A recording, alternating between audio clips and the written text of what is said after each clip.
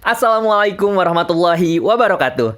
Halo Sobat Finaja, sebentar lagi kamu akan memasuki materi kelas Islamic Financial Planning. Tanpa basa-basi lagi, yuk kita mulai materinya.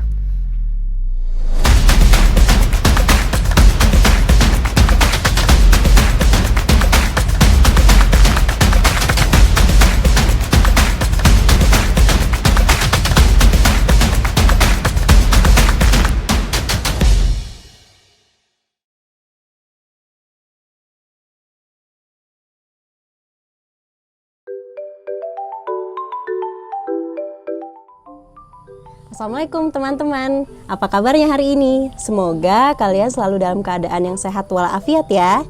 Dan semoga teman-teman yang masih work from home atau juga masih belajar dari rumah, semoga urusan-urusan kalian senantiasa dimudahkan, dilancarkan, dan juga bisa terus beraktivitas seperti biasa.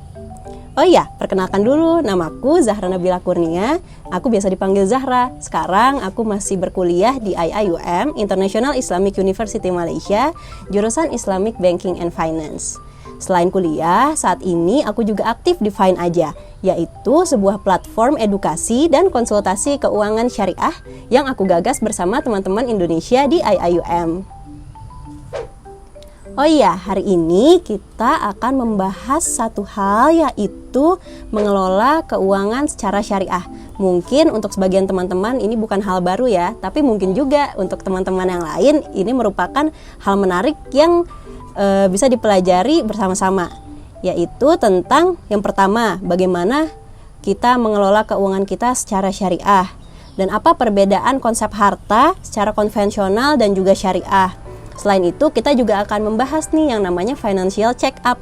Lalu, kita juga akan belajar tahapan pengelolaan keuangan secara syariah, dasar-dasar membuat anggaran, dan juga bagaimana pelaksanaan rencana keuangan itu sendiri. Semoga teman-teman terus semangat ya dalam belajar tentang mengelola keuangan secara syariah.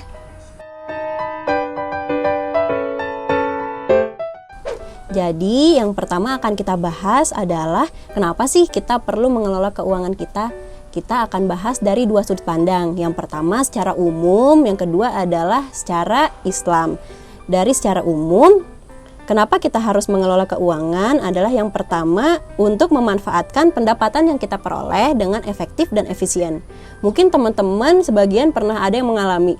Jadi waktu masih sampai ke baru tengah bulan, belum sampai akhir bulan, kok uangnya udah habis ya? Kok gajinya udah habis ya? Atau mungkin teman-teman yang misalkan masih kuliah dapat kiriman dari orang tua terus dipakai aja gitu, dan baru sampai tengah bulan nih atau mungkin baru 10 hari tiba-tiba kenapa uangnya udah habis ya, kira-kira dipakai buat apa ya gitu.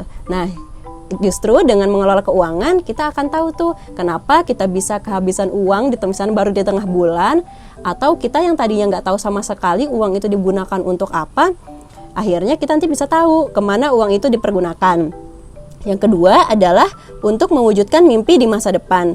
Mungkin teman-teman juga punya mimpi yang berbeda-beda. Mungkin yang masih kuliah misalkan punya mimpi beli laptop baru, atau mungkin ada yang mau beli handphone baru, atau mungkin teman-teman yang udah mulai bekerja ada yang punya mimpi untuk punya rumah sendiri, atau mungkin untuk pergi haji, dan juga untuk mungkin sekedar jalan-jalan bersama keluarga.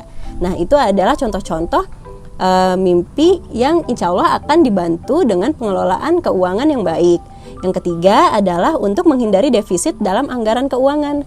Mungkin teman-teman nih juga sering dengar istilah yang cukup familiar lah dari kita SD dulu, yang namanya lebih besar pasak daripada tiang, yang artinya lebih besar pengeluaran daripada pemasukan. Nah, jangan sampai kita termasuk orang-orang yang merasakan lebih besar pasak daripada tiang itu. Jadi untuk mengatasinya, untuk menghindarinya, kita harus mengelola keuangan kita.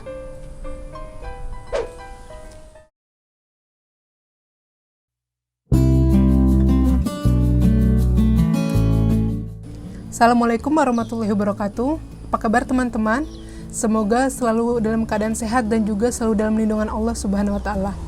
Baik teman-teman, perkenalkan saya Rifka Mustafida dari Fine Aja. Saat ini selain aktif di Fine Aja, saya juga sedang menyelesaikan studi S2 saya di International Islamic University Malaysia, jurusan Islamic Banking and Finance. Baik teman-teman, melanjutkan kelas sebelumnya yang telah membahas terkait perencanaan keuangan syariah dan juga proses dan juga mungkin financial check up. Pada kesempatan kali ini kita akan sama-sama membahas topik yang tidak kalah menarik, yakni terkait investasi syariah. Kita akan membahas terkait mengapa kita harus berinvestasi dan juga apa sih perbedaan antara investasi konvensional dan juga investasi syariah, dan kenapa seorang muslim, kita sebagai muslim harus berinvestasi di instrumen investasi syariah.